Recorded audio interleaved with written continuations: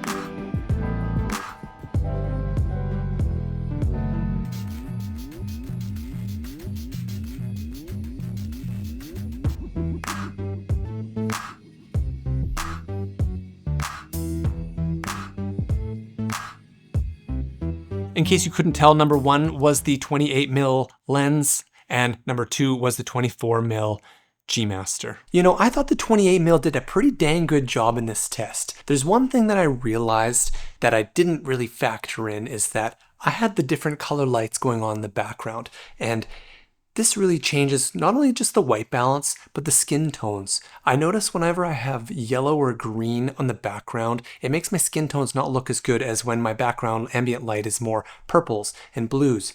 So right away on the first clip I show, I think the f/28 actually looks better, but it's not because the lens makes it look better, it's because the background lighting is superior. I was just using auto white balance. I had the ISO as low as I could go, and I had the lenses wide open. So I didn't quite nail the color grading. In fact, I haven't really been taking that very serious lately, so keep that in mind when you're watching. Here's me talking on each of the lenses. This is the Sony 28mm.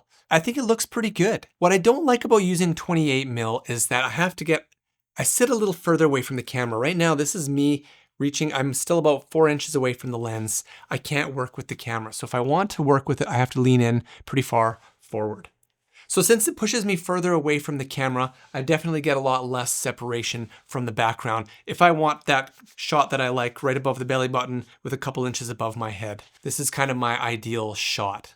So it's still definitely doable with this 28mm, but I think this looks pretty dang good. Let's put on the 24mm. How does this look? Does this look any different? Any better? It looks like it's a lot brighter. This is the Sony 24 f1.4. I'm shooting wide open. I'm guessing the bokeh is just absolutely bonkers on this. I love it. I'm sitting right now where I usually like to be sitting. I can touch the camera lens right now. I do have to lean ever so slightly, but I can keep my position and keep my composition, which is what you want. This is good. This keeps me nice and close to the camera, keeps me close to the microphone and lights, and gives me that beautiful separation from the background. So I love the 24mm f1.4. Is it worth $1,000 extra? I don't think it's necessary. If you can afford it, I think it's great, but I definitely don't think that it's worth spending that extra money if you want to just grow your YouTube channel. Nobody's going to care. The most important thing is that your content is good. As long as it looks good enough, if you're not doing side by side, nobody will ever know. See, this is me switching to the Tamron right away. Look at how much darker it is. 1, 2, 3, 4, 5. Maybe is that a little too bright? Let's bump it down a notch. So this is 24mm on a zoom f2.8. How does it look? Does it have as crazy background? Maybe not, but is the shot still usable and totally fine for growing a YouTube channel? Absolutely. So there you go, just a quick test comparing these two little lenses. 28mm is just such a great value lens. If you're just getting started, I think it's hard to beat the value that you get from this lens. This is a bit more of an end game lens, the G-Master series. This is all that's ever on my camera. I haven't busted out these lenses in a while, and that's why I wanted to make this video, was because I wanted to look and see how good these lenses are. And you know what? Being able to have this flexibility, that's so fun. I miss that.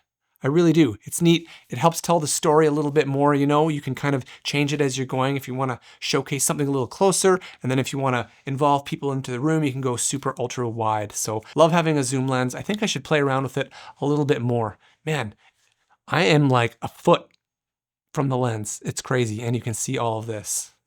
Wow. All right, well, that's it for today. Thank you so much for watching. I miss doing tests like this. Let me know if you like them down below. Let me know if there's any tests that you would like to see. In case you missed my last video, check that out here. Otherwise, here's what YouTube thinks you'd like to watch next. As always, thanks for watching, and we'll see you next time on The Sad Studio.